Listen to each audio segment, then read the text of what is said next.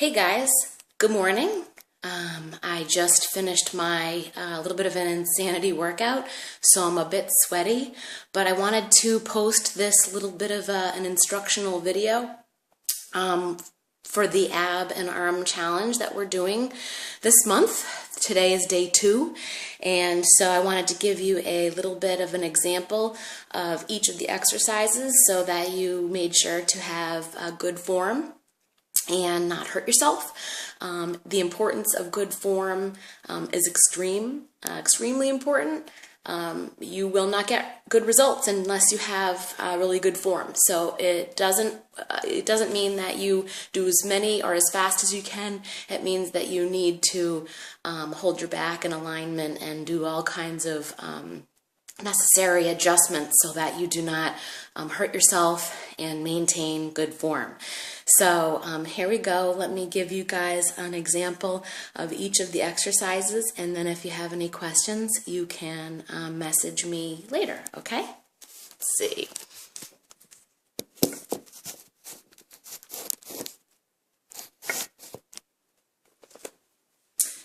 All right, let's see. You guys asked about the tricep dips, and there's a few ways that we can do this, depending on your level of advanced level of exercises. So typically what you want to do is just make sure that your hands are facing towards your butt and your hips straight forward. Your elbows should be back, and you lift your bum off the floor so that your arms are straight, but never lock them, never lock your elbows, and you just go 1, 2, 3, 4.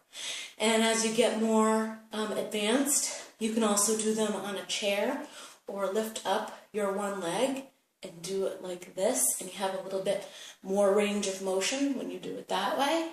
So many on that side, other leg, so many on that side.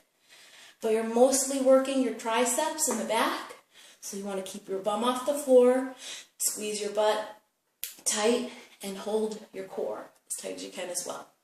Okay? The next one for the arms is push-ups. Those are pretty self-explanatory. They're pretty hard. I've only been able to accomplish push-ups completely, I would say, over the last couple of months. So it definitely takes some work. My favorite way to do them is on my knees, but you can also get really good results that way too. So when you're doing a push-up, you want to make sure that your back is straight and flat. Don't be like this. Don't be like this. That's not going to help you at all. You definitely want to stay flat. So if you cannot do a full push-up this way, go down to your knees. Keep your back flat. It really helps to have a mirror. I think that if you're looking at yourself in the mirror, you'll maintain even better form. If you're on your knees, you come down all the way and then go back up. All the way and back up. Now sometimes you can adjust your arms and legs to make it a little bit easier. Sometimes I feel that if you spread your legs out a little bit wider and your arms out wider, it's a lot easier to do push-ups that way. Some people find that they hold their legs together and squeeze their butt together. That's an easier way to do it. Whichever works for you, but make sure you're keeping your core tight and your back flat so you don't hurt yourself or sacrifice form. The last arm exercise is the mountain climbers. And there's a couple ways to do this. You can do them fast or you can do them slow. What you want to do is get into the same form that you had for the push-up and make sure your back stays flat. And you're basically taking your knees up and alternating. Don't lock your elbows. Up and back. Up and back. Now if you want to also get a little bit more oblique work, you can cross knee to opposite elbow, knee to opposite elbow. And then when you get better with them, like in the insanity workouts, they have you do it like a run.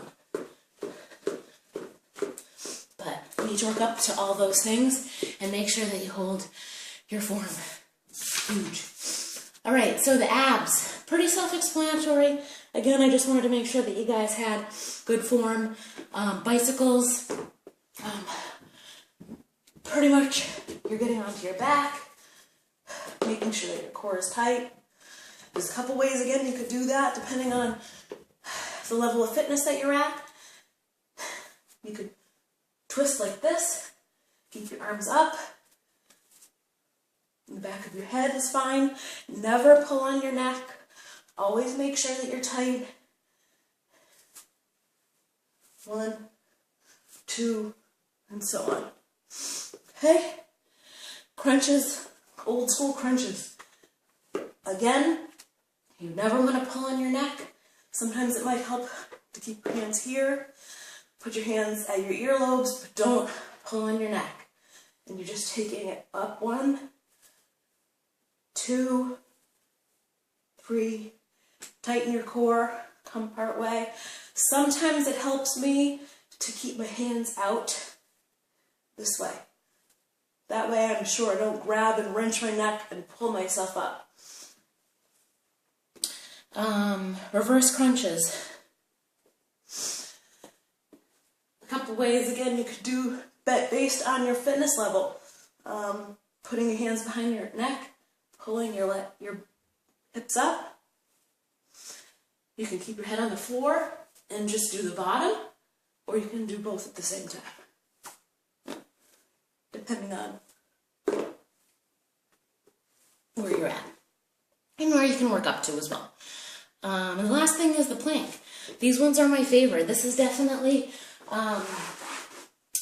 something that almost all programs use that I work out to, and I really love how this exercise works your oblique, and so you want to get a stopwatch for this one and hold that. So it looks like in the picture that they showed you're doing a low plank, but you could do a high plank too, whichever one is going to be more comfortable. And maybe you want to actually increase the exercise and do 2, some up high and some down low. So the first high plank would be to keep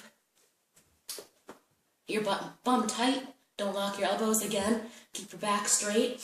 Keep your shoulders under your hands under your shoulders. And hold.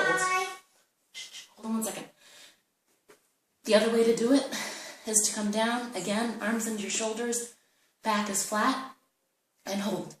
And squeeze your core. 10, 9, 8, 7, 6, 5, 4, 3, 2, 1. And that's it. Message me if you have any questions. Have a great day, guys.